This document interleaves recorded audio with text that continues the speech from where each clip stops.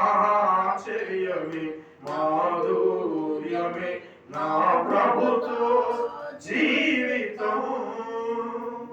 కనుక ప్రభునందు ప్రియమైనటువంటి వాళ్ళరా, మానవిక జీవితం గడ్డితో పోల్చడానికి కారణం ఏంటంటే చూడండి, మనుషులు తనకు తానుగా ఉనికిలోనికి రాలేదు, దేవుడే మనల్ని పుట్టించాడు. హల్లెలూయా.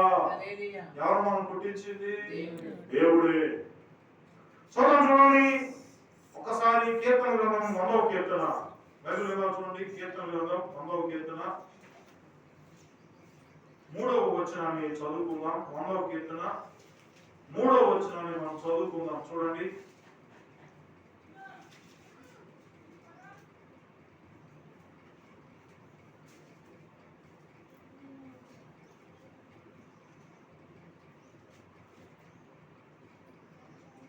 యెహోవాయే దేవుడని తెలుసుకొనుడి, ఆయనే మనలను పుట్టించెను, మనము ఆయన వారము, మనము ఆయన ప్రజలము, ఆయన మేపు గొర్రెలము. హల్లెలూయా.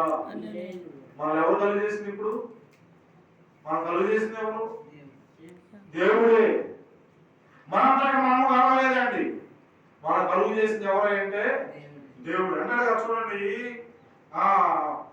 యెహోవాయే దేవుడు అని తెలుసుకోండి, ఆయనే మనల్ని పుట్టించెను. మనం పుట్టించింది ఎవరు? దేవుడే. అక్కడ గడ్డిని కలుగు చేసింది కూడా దేవుడు. అందుకనే మనిషి జీవితం దేనికి పోలుస్తున్నారంటే గడ్డితో పోలుస్తున్నారు. సర్వ శరీరం అనగా ఈ ప్రపంచంలో ప్రతి మానవుడు దేనికి సాదృశ్యమట? గడ్డి. గడ్డికి ఎండ తగిలితే అది వాడిపోద్ది, ఎండ తగిలితే పువ్వు వాడిపోద్ది. మనం కూడా పువ్వులా వికసిస్తాం. శ్రమలు, అనారోగ్యాలు, బలహీనతలు వచ్చినప్పుడు ఆ బలహీనతలు బట్టి మనం కూడా ఏమైపోతాం? వాడిపోతాం. ఏది వాడినా మనం గమనించవలసిన సత్యం, నన్ను దేవుడు కలుగు చేశాడు, ఆయనే నా దేవుడు అనేటువంటి విషయాన్ని మనం తప్పనిసరిగా తెలుసుకోవాలి. హల్లెలూయా. కనుక చూడండి, మొట్టమొదటిగా మానవుని ఆదామును దేవుడు సృజించాడు. తదుపరి తల్లి గర్భం నుండి వచ్చిన వారందరి విషయంలో ఆయన నిర్మాణం చేసిన వాడు దేవుడే. హల్లెలూయా. మొట్టమొదటిగా మనం అనుకుంటాం తల్లి గర్భం నుంచి మనం వచ్చాం కాబట్టి తల్లే మనం గడింది అనుకుంటాం. కానీ నిజంగా మొట్టమొదటిగా ఆదాము మనుషుడిని మట్టిని చేసి మట్టి యొక్క ఆ బొమ్మలో ప్రాణం ఊదినప్పుడు జీవాత్మ దేవుడు ఊదినప్పుడు నడేవాడు, జీవాత్మ అయ్యాడు. కనుక దేవుని యొక్క స్వహస్తములతో ఈ మానవుని మరి దేవుడు చేసి ఉన్నాడు. తర్వాత ఆ విధంగా తల్లి గర్భంలో నుండి మానవుడు పుడుతున్నాడు. కనుక ఈ పుట్టుక ఎవరిదంటే దేవుడిదే, దేవుడి ప్రజలము, ఆయన ద్వారా మనం కలిగి ఉన్నాం, పుట్టి ఉన్నాం. దేవుడికి స్తోత్రం. హల్లెలూయా. ఆయన మనల్ని పుట్టించినటువంటి దేవుడు, మనం ఆయన వారము, ఆయన ప్రజలము, ఆయన వేపు గొర్రెలము. హల్లెలూయా. కనుక ఈ దినము నీవు దేవుని యొక్క ద్వారా దేవుడు నిన్ను పుట్టించాడనేటువంటి విషయాన్ని నువ్వు ఏం చేయకూడదు? మర్చిపోకూడదు. ఆ పుట్టించబడినటువంటి నీ జీవితము పుష్కలంగా ఉండాలంటే, నీవు 10 కాలము ఆరోగ్యంగా ఉండాలంటే అది దేవుని యొక్క మహా కృప ఉంది. ఆ కృప నీవు కలిగి ఉండాలని మనం చేస్తున్నాం. తర్వాత చూసినట్లయితే చూడండి, ఆయన చేతులు మనకు రూపమును ఏర్పరిచి ఉన్నది, అంతరింద్రియములను ఆయన కలుగు చేసి ఉన్నాడు, చర్మమును మాంసములను ఎముకలను శరీరముతో సంధించి జీవమునిచ్చాడు దేవుడే. హల్లెలూయా. ఇవన్నీ లేఖనాలు ఉన్నాయి. దేవుడు పలానా మరి నాశకరాలను దేవుడు ఊదాడని ఆదికాండం ఉంటుంది. తర్వాత చూసినట్లయితే అంతరింద్రియములను ఆయన కలుగు చేసుకున్నాడని కీర్తన గ్రంథం 139:13 ఉంటుంది. చర్మము మాంసము ఎముకలు ఆ శరీరముతో సంధించి జీవమునిచ్చాడని ఆ యోబు గ్రంథం 10వ వచనంలో మనకు కనబడుతుంది. కనుక ప్రభునందు ప్రియమైనటువంటి వాళ్ళ, కనుక మానవ అనుగ్రహింపబడినటువంటి ఈ జీవిత ప్రయోజనకరంగా ఉండాలి అనేటువంటి విషయాన్ని ఈ పోలిక తెలియజేస్తుంది. హల్లెలూయా. కాబట్టి మనం ఏం చేయాలంటే ఈ ఇచ్చినటువంటి ఈ అశాశ్వతమైనటువంటి శరీరమును మనం ఎవరి కొరకు వాడాలట? దేవుని కొరకు వాడుకోవాలి. మనకు అనుగ్రహింపబడినటువంటి ఈ జీవితము ప్రయోజనకరంగా ఉండాలి అనేటువంటి విషయాన్ని మరి కీర్తన గ్రంథము 14 రాయబడుతుందండి. చూడండి, కీర్తన గ్రంథం 104 మరి 14 వచ్చిన చూడండి ఒకసారి. కీర్తన గ్రంథము 104 కీర్తన, బైబిల్ గ్రంథంలో 104 కీర్తన 14 వచ్చిన మనం చదివినప్పుడు,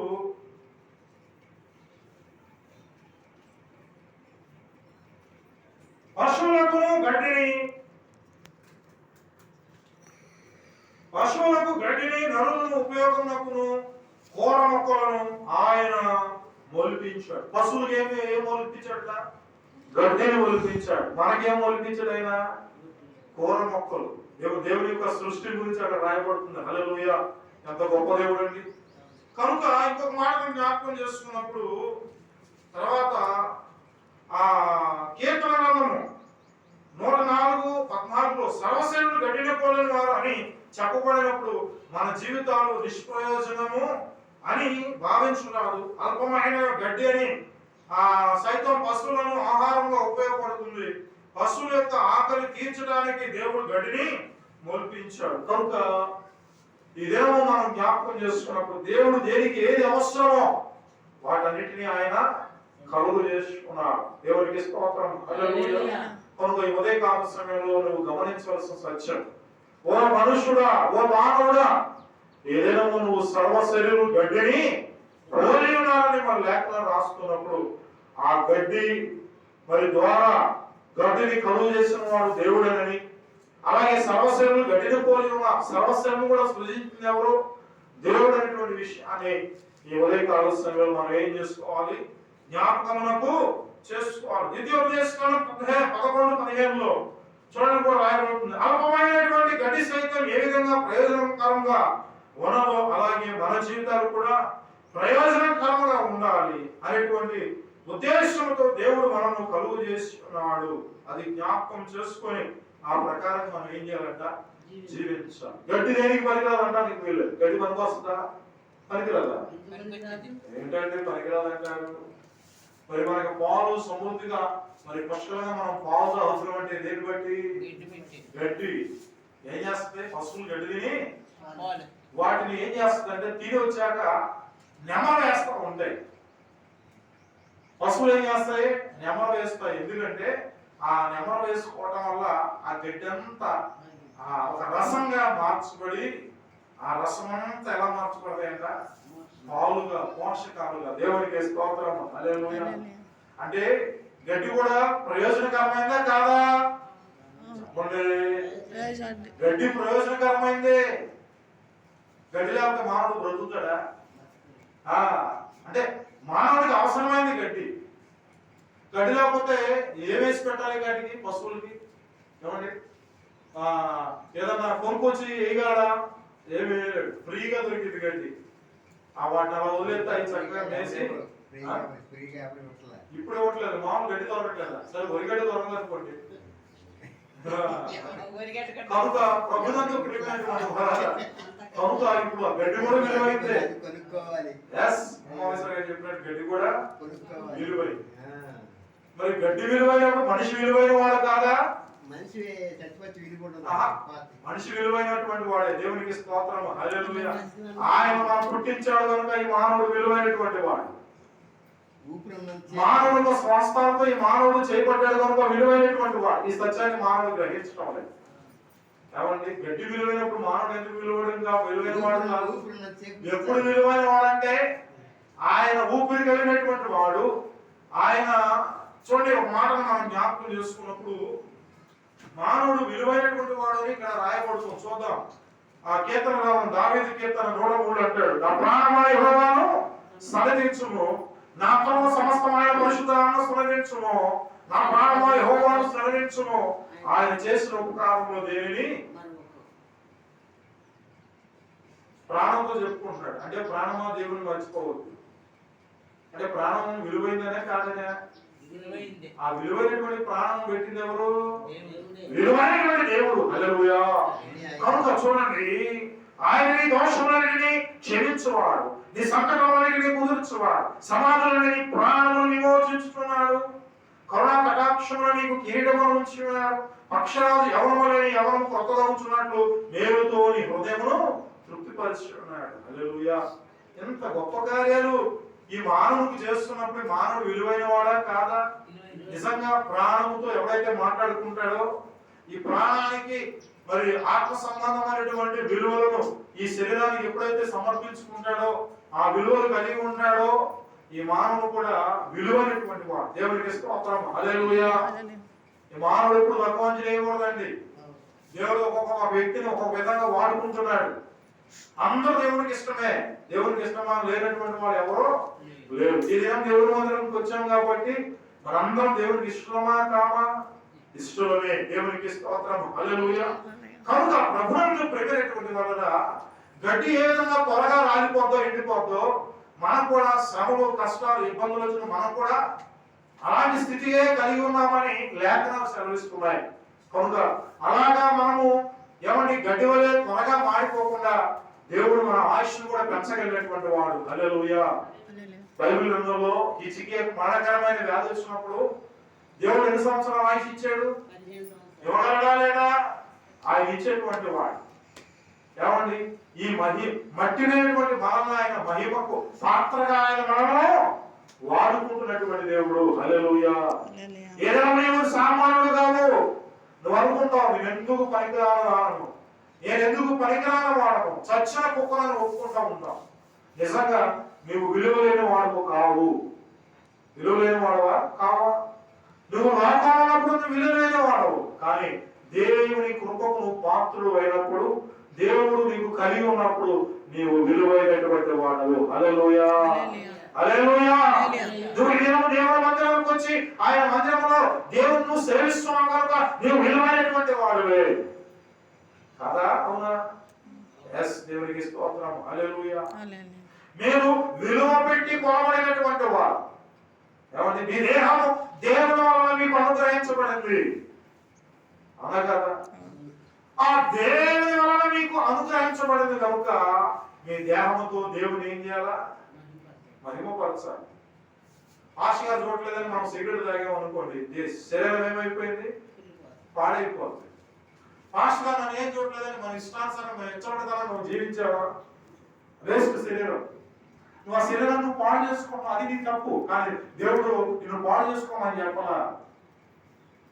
నీ అవయవాలని శ్రేష్టమైనటువంటి అవయవాలుగా దేవుడు నీకు ఇచ్చాడు. వాటిని నువ్వు చెడుగా తిరిగి వాటిని ఏం చేసుకుంటున్నావు? పాడు చేసుకుంటున్నావు. తప్పు నీదే. కనుక అలా ఎవరైతే పాడు చేసుకుంటారో వారందరూ గడ్డి లాంటి వాళ్ళు. అలా దేవుడు లేకుండా నువ్వు ఎంత అందం కలిగినా అందం ఒకసారి ఒకనొక దినం ఏమవ్వాలి? మట్టిలో కలిసిపోవాలి. మన ఎక్కడికి వెళ్ళే మన్నాము? ఆత్మ నాకు దయచేసినటువంటి దేవుని యొద్దకు చేరు. ఆత్మ విలువైనటువంటి ఆ విలువైనటువంటి ఆత్మ నీ లోపల ఉన్నప్పుడు ఆ విలువైనటువంటి ఆత్మతో పాటు నీ శరీరాన్ని కూడా ఏం చేయాలా? జాగ్రత్త పరుచుకోవాలి. అవునా? అవునా కదా? చెప్పండి. ఎస్. హల్లెలూయా. దేవుని సన్నిధిలో మనం నిర్లక్ష్యంగా ఉండకూడదు. దేవుని సన్నిధికి వచ్చినప్పుడు మనము నా దగ్గర ఆయన ఉన్నాడు అనే ఆలోచన కలిగి ఉండాలి. మనం చిన్నప్పుడు స్కూల్కి వెళ్ళినప్పుడు స్కూల్లో టీచర్స్ కూడా ఆ టీచర్ ఎదురు కూర్చొని మనం ముచ్చట్లాడితే ఊరుకుంటాడా? ఊరుకుంటాడా? ఏం చేస్తాడు? ఏం చేస్తాడంట? కొట్టాడు. కొడతాడు. 10 కొడతాడు. మనం ఏం చేయాలా? కొడితే కొట్టాడని చెప్పేసి శరీరం అప్పు చెప్తామా? ఆ సురుగుదనానికి ఇంకో రెండోసారి. అలాగే మన దేవుడు కూడా నేను వాక్యం అనేటువంటి బెత్తంతో కొడుతున్నప్పుడు నువ్వు దాన్ని కొట్టించుకోవాలి. హల్లెలూయా. ఆయన నీ కొడితే నీ జీవితం బాగుపడుతుంది. ఆయన నిన్ను కొట్టినప్పుడు నువ్వు సరిగ్గా ఉంటావు. ఆయన నిన్ను కొట్టినప్పుడు నీ ఆయుర్జనాలు పొడిగించబడతాయి. హల్లెలూయా. ఆయన నిన్ను కొట్టడానికి అర్థం ఏంటంటే అతడు నన్ను ప్రేమించున్నాడు కనుక నేను అతన్ని తప్పిస్తాను. అతడు నా నామం ఎరిగిన వాడు కనుక నేను అతన్ని గణపరుస్తున్నాను. శ్రమంలో నేను తోడుగా ఉంటాను. దీర్ఘాయువు చేత తృప్తిపరుస్తా. మనం ఆరోగ్యం పెంచుకోవాలంటే ఈ గడ్డి వల్ల మనం మాడిపోకుండా, మన బ్రతుకులు మాడిపోకుండా, కుటుంబం పాడైపోకుండా ఉండాలంటే మనము దేవుని బెత్తము చేత కొట్టిపడేటువంటి వారముగా ఉండాలి. హల్లెలూయా. అలా కొట్టబడేటువంటి వారి జీవితాలు బాగుంటాయి. నువ్వు చదువు రాకపోయినా పర్లేదండి, నువ్వు ఆయన సన్నిధికి వచ్చి నీ చెవులు ఉన్నాయి, చక్కటి అవయవాలు దేవుడు ఇచ్చాడు, ఆ చెవులు అలా పెట్టి నువ్వు దేవుని మాటలు విన్నప్పుడు నీలో ఒక గొప్ప మార్పును ఆయన కలుగు చేసేటువంటి వాడు. నీకు చదువు లేకపోయినా పర్లేదు. నీ చదువు ఎవరు అడిగాడు? యేసు ప్రభు శిష్యులు చదువు లేదు, చదువు లేకపోయినా ప్రభు అన్నాడు మీరు ఆ వరలు విడిచిన వెంబడించమన్నప్పుడు వెంటనే దేవుని మాటకు లోపడ్డారు. వారు వారి యొక్క వరలు విడిచారు. ఎవరు వెంబడించారు? ఏమన్నా వారికంటే గొప్ప మనం పెద్ద పెద్ద కలెక్టరైనా వాడి మందిరంలో తీసుకొచ్చి బైబిల్ చదవాలంటాడు, చదవలేదు. కారణం ఏంటి? దేవుని కృప వేరు. హల్లెలూయా. ఆయన ఆలోచన వేరు, ఆయన తలంపులు వేరు, ఆయన సన్నిధి శ్రేష్టమైనటువంటిది, ఆయన కృప ఎంతో ఐశ్వర్యంతో కూడినటువంటిది. హల్లెలూయా. ఈ దినము 1, 2, 3, 4, 5, 6 ఈ కృప పొందుకున్నామంటే మనం మహిమ కలిగిన వారమా మంటి వారమా? అంటే మంటి వారమా? టక్మని వచ్చేస్తుంది. మనకు ఎప్పుడు చూసినా ఏ మాట వస్తుంది, టక్మని వచ్చేస్తుంది. మనము హోందాతనం కలిగినటువంటి వారు, దేవుడు ఐశ్వర్యం కలిగినటువంటి వారు, సమృద్ధి కలిగినటువంటి వారు. దేవుడికి స్తోత్రం చెప్తాం. హల్లెలూయా. మనము దేవుని యొక్క చేత పిలువబడినటువంటి వారు, దేవుని సొత్తైనటువంటి ప్రజలమైనటువంటి వారు. హల్లెలూయా. కనుక మనం ఎప్పుడు తక్కువ అంచనా వేయడానికి వీళ్ళు ఒక విషయాన్ని జ్ఞాపకం చేసుకోవాలి. మనము ఎప్పుడైనా ఒక రోజు ఈ లోకాన్ని విడిచి వెళ్ళవలసినటువంటి వారమే. ఆ వెళ్ళేటువంటి సమయానికి నీవు నేను మన జీవితం ఎలా ఉంది? మన జీవితాలన్నీ గడ్డిలాగా, మన జీవితాలు ఆవిరిలాగా, మన జీవితాలు కుమ్మరించబడినటువంటి నీళ్లులాగా. ఎత్తైనటువంటి ప్రదేశంలో నీళ్లు కుమ్మరిస్తే ఆ నీళ్లు ఎటు వెళ్ళిపోతాయి? అక్కడే ఉంటాయా?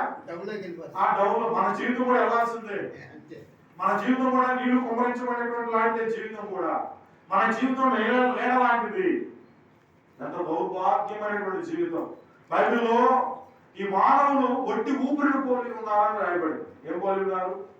ఆ ఊపిరిసేపు ఆ ఊపిరి కాస్త ఆగిపోతే డాక్టర్ గారు వచ్చి అంటాడు నో మోర్. ఏమయ్యాడు? ఈ ఊపిరినంతసేపు ఈ అందము ఈ అందచందాలు ఉన్నప్పుడు మనం ఎలా మిగుతాం, ఎవరికి లోపడాం. కానీ ఆ అవసాన దినాలు వచ్చినప్పుడు అయా దేవా నన్ను కరుణించని మనం కేకలు పెడతాం. ఏమండి? అప్పుడు దేవుడు మన దగ్గరికి వచ్చి మనల్ని కాపాడతాడా? ఏమండి? చేతులు కాలేక ఆకులు పట్టుకుంటే ప్రయోజనము లేదు. సమయం ఉండగానే దేవుడిని తెలుసుకున్నాడు. నీవు ఆరోగ్యం ఉండగానే నీ ఆరోగ్యాన్ని బట్టి, నీకున్నటువంటి ఆరోగ్యాన్ని బట్టి, నీకున్న స్థితిని బట్టి దేవుడు ఆ నామం మహిమపరచబడాలని మహిమపరచడానికి కోరుకుంటున్నాడు. కానీ నీవు రోగిస్తున్నావుగా నువ్వు దేవుడి దగ్గరికి వెళ్తే ఆయనకి ఇష్టము లేదు. నువ్వు బాగుగా ఉన్నప్పుడే దేవుని పరిచయం చేయాలి. నువ్వు ఆరోగ్యం ఉన్నప్పుడు దేవుని మహిమపరచాలి. నువ్వు ఆరోగ్యం ఉన్నప్పుడు దేవుడు సన్నిధికి రావాలి. నువ్వు ఆరోగ్యం ఉన్నప్పుడే నువ్వు ఏదైనా చేయగలవు. ఆరోగ్యం అయిపోయాక, పళ్ళు అయిపోయాక, ఏమన్నా అంత అన్నీ అయిపోయాక అయ్యా నాకు దేవుడు కావాలి అంటే వస్తాడా? ఈ దినాల్లో అందరూ అలాగే ఉన్నారండి. చాలా మంది నిజంగా తెలివి లేదు, నిజమైనటువంటి సత్యం తెలియక ఏమంటే అన్ని ఆయుష్ మొత్తం అయిపోయి ఇక చివరి దినాల్లో ఏమండి పళ్ళు రాలిపోయి అన్ని ఊడిపోయి ఆ శరీరం కూడా ముడతలు పడిపోయి కృంగిపోయి కృషించిపోయి ముందున్న అందం లేకుండా ఎవరిని ఇగిలించుకొని పళ్ళు ఎరిగిలాగా ఉన్నటువంటి సందర్భంలో అప్పుడు యేసయ్యా కావాలి. ఎప్పుడు కావాలి? అప్పుడు కావాలంటే ఆయన దొరికేవాడు. నువ్వు ఒకవేళ నీకు దేవుడు ఆరోగ్యం ఏం చేస్తావు? ఏమీ చేయలేవు. లేవలేవు, నడవలేవు, పరిగెత్తావా? పరిగెత్తలేవు. ఎందుకు? నీ వల్ల దేవుడికి ఉపయోగమా? లేదు, ఏమీ లేదండి. కనుక దేవుడు నువ్వు మంచిగా ఆరోగ్యం ఉన్నప్పుడే నీవు ఆయనకి ఇష్టము. హల్లెలూయా.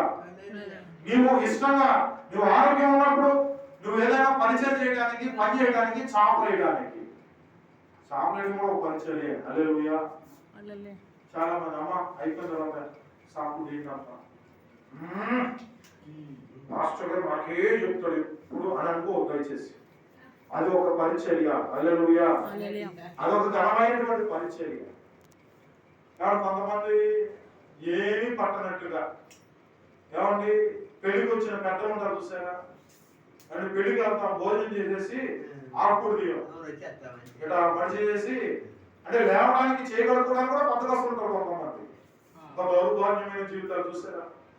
కనుక మనం దేవుడి సన్నిధికి వచ్చాక ఒక విషయాన్ని జ్ఞాపకం చేసుకో, నేను ఒక పాత్రగా ఇక్కడ వాడబడాలి. హల్లెలూయా. జీవితం ధన్యం కావాలంటే ఈ గడ్డి శరీరంగా ఉన్నటువంటి ఈ శరీరము కొత్తలో కనుక అంతలో మాయమై ఈ ఆవిరి వంటి జీవితాలకు ఒక దృఢమైనటువంటి నిశ్చయత కావాలంటే ఆయన సన్నిధిలో ఒక పరిచారకులుగా మనం ఉండాలి. హల్లెలూయా.